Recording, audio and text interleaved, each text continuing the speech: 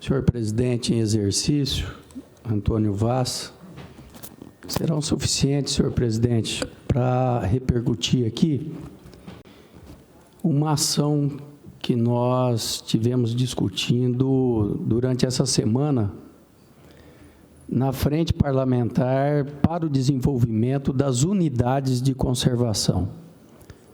Essa Frente Parlamentar, ela vem a cumprir um objetivo muito importante, que é colocar em funcionamento as mais de 125 unidades de conservação que nós temos no Mato Grosso do Sul. E muitas delas, a sua grande totalidade, não está aberta ao público. A unidade de conservação, que é um grande patrimônio que o nosso Estado, a nossa nação tem. Ela é um território onde existe a proteção ambiental desse território, para além de ter a proteção ambiental, possa, nas unidades de conservação, ter pesquisa, que é fundamental, ter a geração de renda e, com isso, ter emprego, turismo, que gera muitos recursos. Se nós pegarmos hoje o quanto se visita as unidades de conservação do nosso país, é em torno de 10 milhões de pessoas por ano. Nos Estados Unidos são mais de 280 milhões. Mato Grosso do Sul, hoje, diretamente envolvido com o turismo, né, principalmente agências, hotéis, enfim, vários empreendimentos, está muito aquém do que nós podemos alcançar. Nós podemos aumentar em mais de 10 vezes em pouco tempo. Nós estamos deixando, pelas avaliações, de arrecadar só de ICMS mais de 13 milhões por mês, se essas unidades de conservação estivessem abertas ao público. E a Frente Parlamentar, então, vendo essa deficiência no nosso Estado, porque nós temos que superar questões burocráticas, nós buscamos esse debate aqui para a Assembleia Legislativa. Acompanho a unidade de conservação das várzeas do Rio Iviema, Benhor, desde a época que ainda militava no território do Vale das Águas, que é um território turístico, e lá se discutia, Ceará, você conhece bem a região, se discutia o porquê que esse Parque das Várzeas do Rio Iviema, que são 73 mil hectares, que foram comprados, disponibilizados como compensação ambiental para Mato Grosso do Sul, está fechado. Essa discussão que nós estamos trazendo para cá. E, na época, nós discutíamos a questão do plano de manejo. Porque, para se abrir uma unidade de conservação, e aí, só no Estado nós temos mais de 60 unidades de conservação estaduais, né, que podem, tendo o plano de manejo, ser aberto ao público. Em Campo Grande mesmo, você tem aqui a unidade de conservação do Prosa. Para fazer uma visita, você tem que agendar por telefone. Quem que vai e marcar o horário para ir lá, para esperar um guia, para ir visitar, sendo que Campo Grande recebe diariamente muitos e muitos turistas, tanto estrangeiros como do nosso próprio estado, e ter que agendar para fazer um passeio, para conhecer. Então, nós estamos deixando de arrecadar os recursos para serem investidos no turismo também. O plano de manejo é a primeira etapa. Discutimos essa semana e vamos ter um grupo técnico dentro da frente parlamentar para fazer o encaminhamento da revisão do plano de manejo, que ele já não foi efetivado e já está precisando ser revisto devido a alterações das leis. Para ser mais exato, nós temos 16 unidades de conservação federais, 50 estaduais e 60 municipais, que precisam ter o plano de manejo para acontecer a visita. E o que é o plano de manejo? O plano de manejo, se você pega, por exemplo, o Parque das Várzeas do Rio Iviema, ele tem 100 quilômetros de Rio Iviema, tem 80 quilômetros margeando o Rio Paraná, lá dentro tem Mata Atlântica remanescente e não alagada, porque hoje a grande parte da Mata Atlântica, as margens do Rio Paraná foram alagadas pelas hidrelétricas. Lá no parque existe uma parte que é de Pantanal, melhor dizendo, de pântano, não bioma Pantanal, mas de pântano. Tem uma parte que é de cerrado, e em 2017 teve uma grande queimada lá, agora que está se discutindo as queimadas que estão voltando, mas no Parque do Iviema queimou-se mais de 23 mil hectares no cerrado, e precisa ter a brigada de incêndio, é uma discussão.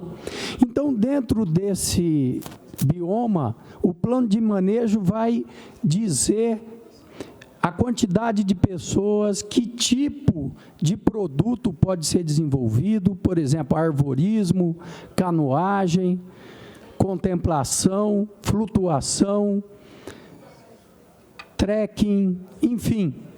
São produtos que o plano de manejo vai definir dentro dessas áreas, dentro das 50 áreas que existem no Mato Grosso do Sul, além de ter a pesquisa e a educação ambiental, que é fundamental. A gente sabe e que todos se preocupam, nós estamos vendo as discussões na Bienal, discussões de questão ideológica, que principalmente nessa fase da educação fundamental, porque é ali que se constrói o caráter da criança e do futuro cidadão, né? E tudo aquilo que se aprende nessa etapa se leva para a vida toda. A educação ambiental evoluiu muito.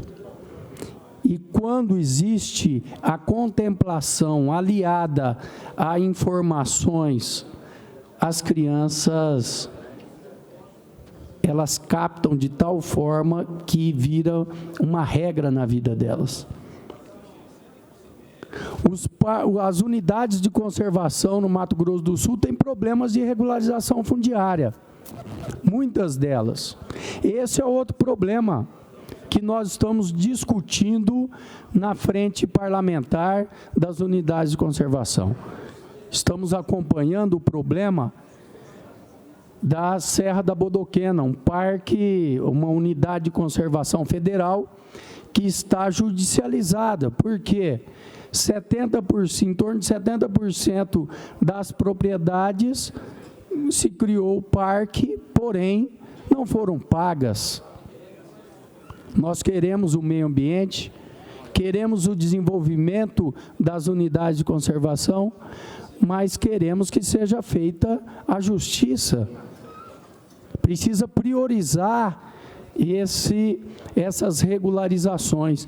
E existem problemas que podem ser superados questões burocráticas, como nós já discutimos essa semana aqui na Assembleia Legislativa.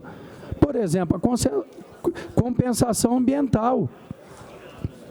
Os proprietários dessas áreas que foram desapropriadas, né, e não pagas, ele pode vender essa área para compensação ambiental, para empresas, mas para ele começar essa negociação, ele precisa ter o CAR aprovado. E quem aprova o CAR é o governo do Estado. Porém, tem uma fila de 60 mil cadastros para ser aprovado com uma equipe reduzida. Diante dessa situação, a Assembleia Legislativa, a Frente Parlamentar, está discutindo para que o governo do Estado possa dar prioridade às propriedades que fazem parte de unidades de conservação, para que a gente possa superar essa questão fundiária de irregularidade. Então, tendo uma priorização, o proprietário que quer disponibilizar sua propriedade para ter a compensação ambiental, em relação a uma indústria, ou até mesmo aqueles proprietários que precisam recompor a sua reserva legal e está, por exemplo, toda a propriedade sendo utilizada para agricultura e ter uma reserva legal dentro da unidade de conservação, que isso é a compensação ambiental, mas para isso tem que ter o CAR, e para ter o CAR precisa ser analisado, para ser analisado precisa ter uma priorização dentro dessa discussão. Discussões como essa, onde nós discutimos com o Ministério Público, que faz parte da Frente Parlamentar, discutimos com o IMASU, com a Semagro, discutimos questões importantes, como a questão das pessoas que podem ser preparadas para fazer os caminhos turísticos. Existe vários profissionais que podem ser treinados pelo órgão competente, o IMASU, para ele ser um guia dentro dos parques, enquanto não abre as portas do parque ao público, porque para abrir a visitação de parques tem que ter uma infraestrutura, um receptivo, tem que ter toda uma gestão, né, para poder ter a visitação diária. Outra sugestão é colocar para ser licitado a gestão e a exploração desses parques, porque se o Estado ter que fazer tudo sozinho, ter que ter uma equipe para cada parque, são 50 parques estaduais, ter a gestão de 50 parques, a cobrança e etc., todo lá dentro precisa ter lanchonete, tem que ter restaurante, precisa ter os guias, precisa ter os guardas, precisa ter a brigada de incêndio, Então, o Estado, ele pode, dentro desse entendimento, colocar para ser licitado, para que uma empresa, que um empreendimento possa tomar conta desses parques. E o Estado fazer o papel fiscalizatório. Porque se nós formos ficar esperando recursos, condições, para o Estado ter que assumir essa responsabilidade, eu, quando estava à frente como presidente do território do Vale das Águas e discutia essa questão do plano de manejo, já tem 15 anos. Já tem 15 anos isso. Então, nós precisamos avançar mais rápido. Essa é uma matriz econômica incrível. Nós podemos gerar milhares e milhares de empregos, ser uma das matrizes mais importantes de renda do Mato Grosso do Sul, sendo que um turista, pela média, ele deixa, a cada dia que ele fica no Mato Grosso do Sul, pelos cálculos, mais de R$250 por dia. Então, são ações que nós temos que desburocratizar para podermos avançar. Esse assunto é tão pertinente, é tão presente nas universidades, que nós fizemos uma audiência pública o ano passado em Jataí, para discutir ações do Parque Estadual das Várzeas do Rio Iviema. Fizemos uma audiência pública onde, quando cheguei lá, fiquei assustado. Porque nós divulgamos na internet, nas redes sociais, e chegamos lá, tinha 3 ônibus de jovens de vários campos da UEMS, de universidades que se mobilizaram, que fizeram vaquinha para poder chegar até lá, porque estavam sedentos por entender, por ter informações, por conhecer, querendo contribuir. Então, esse é um tema fundamental para Mato Grosso do Sul.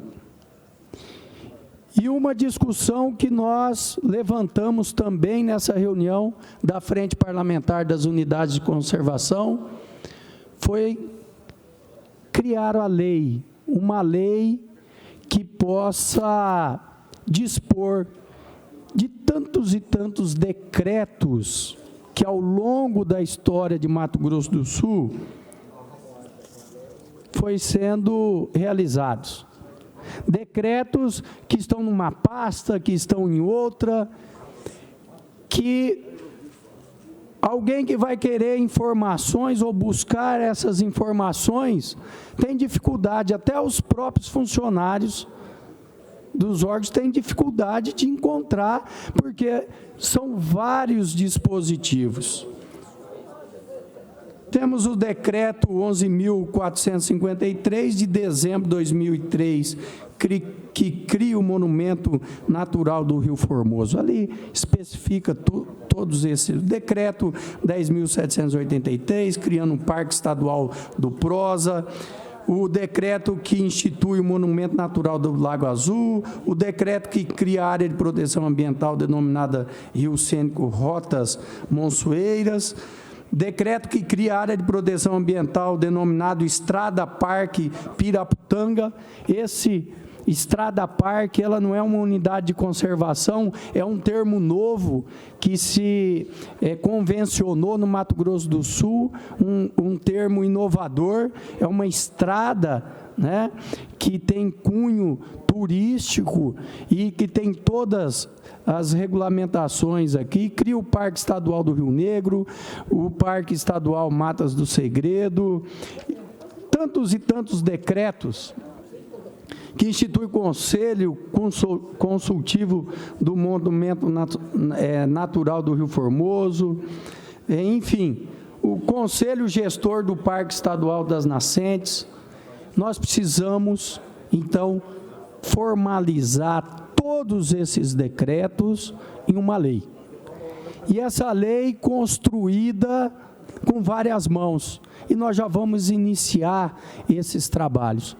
Em parceria, cooperativamente, com o governo do Estado, com as ONGs, com a Assembleia Legislativa, para que nós possamos destravar, atualizar e fazer com que, de fato, essas questões ambientais possam ser mais simples, mas aquilo que depender do Estado poder ter uma resolutividade mais rápida para acontecer a abertura dos parques e das unidades de conservação. Porque quando a gente fala em abertura, a gente não fala também apenas de abrir as portas.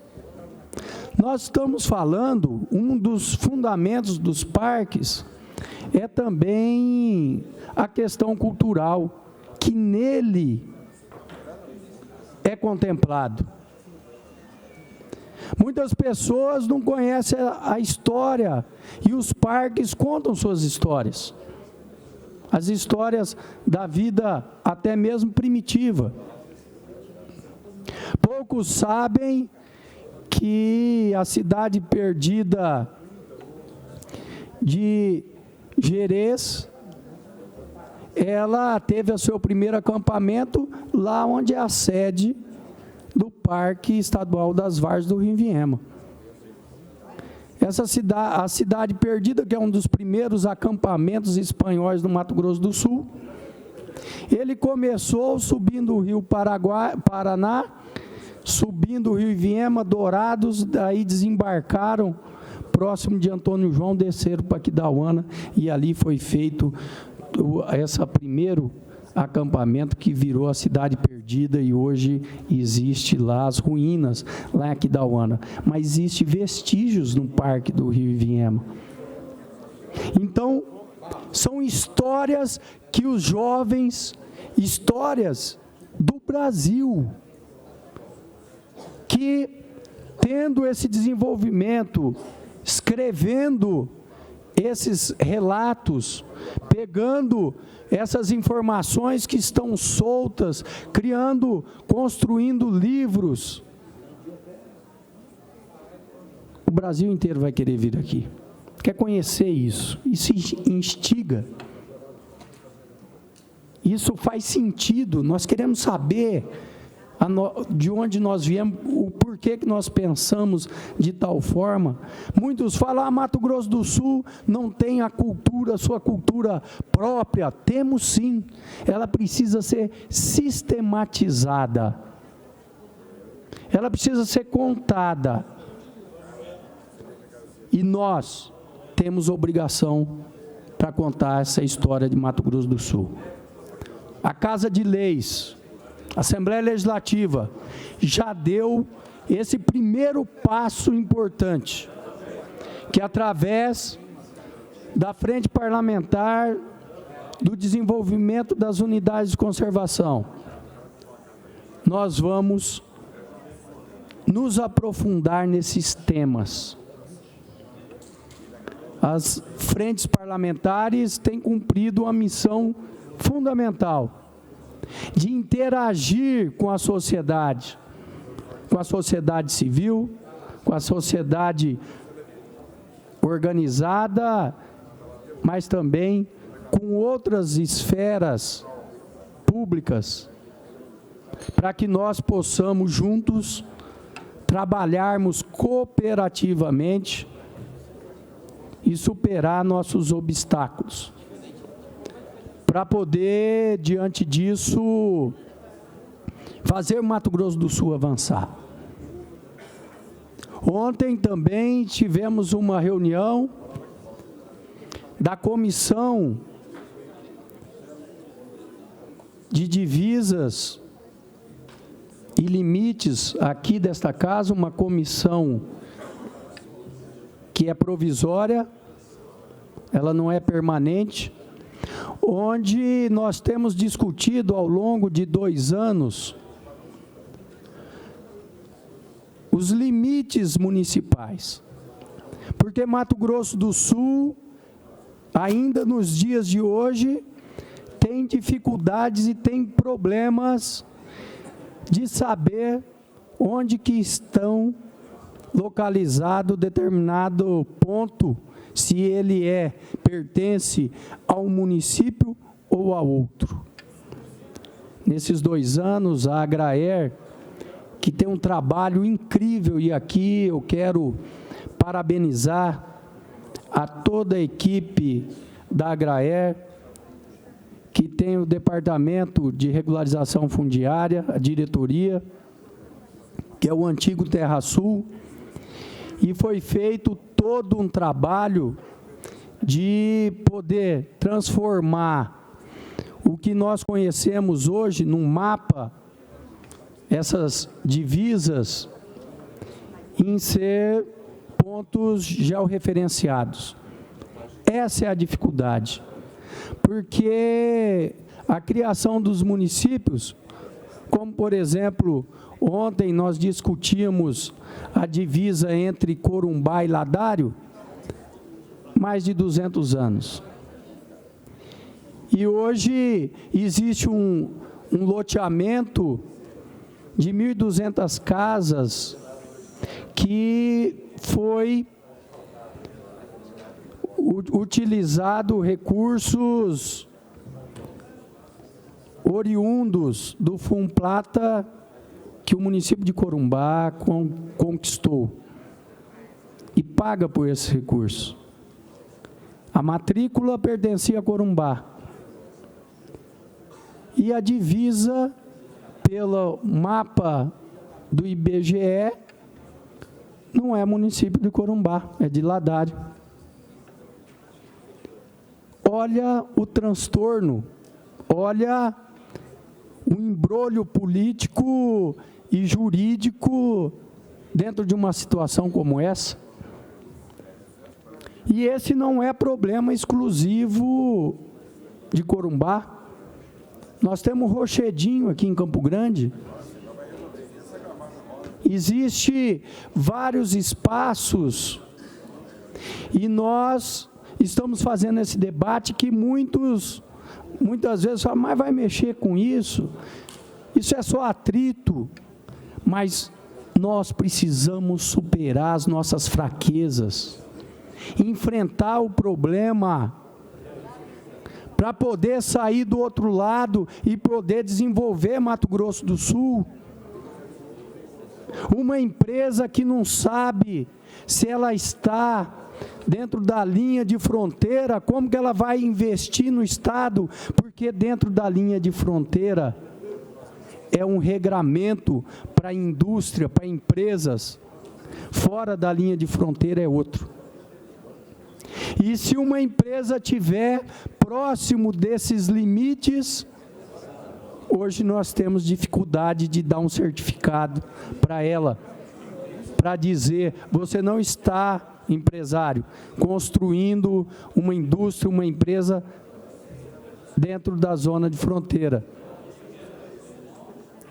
Por que não está? Porque ela diz, a lei diz que é 150 quilômetros da divisa com outro país. Mas, e nesse ponto, está a 150 quilômetros? É em linha reta? Como que é isso? De qual ponto que é? Então, precisamos colocar todas essas informações dentro do mundo eletrônico, para que o empresário possa, dentro de uma plataforma eletrônica disponibilizada pelo Estado, entrar dentro do site da Agraer e ter esse certificado rapidamente. E hoje, pela dificuldade das informações, precisa em loco, demora 6 meses. Nós temos que avançar. Como falar de tecnologia, de desenvolvimento, se o nosso feijão com arroz precisa melhorar? E esse papel, esse debate, a Assembleia Legislativa está fazendo aqui. Já entregamos, deputado Zé Teixeira, 62 mapas georreferenciados para os municípios. Fizemos mais de 10 audiências públicas com os prefeitos, com os vereadores, e entregamos o mapa para eles, para que eles possam referendar. Se existir algum questionamento, eles encaminharem aqui para nós, para a Assembleia Legislativa. Muitos municípios que nós achamos que não tinham problemas, como Nova Andradina, e existem disputas, Nova Andradina e Nova Alvorada. Um assentamento, metade é em um município, metade é em outro. O Nova Andradina precisa buscar os alunos, o prefeito fala que o aluno é de Nova Alvorada e não é desse, recolhimento de ICMS, metade de uma fazenda está no município, metade está em outra, para quem que eu vou recolher, como, que jeito? E nós assumimos essa responsabilidade, para sairmos do outro lado com um Estado mais desenvolvido e que tenha segurança jurídica nas suas divisas e nos seus limites. E ainda não começamos. A nossa próxima bandeira, que é as divisas com outros estados. Várias ilhas do Rio Paraná, onde o Estado do Paraná diz que é deles, e nós queremos reivindicar a posse desse território sul-mato-grossense. Muito obrigado, senhor presidente.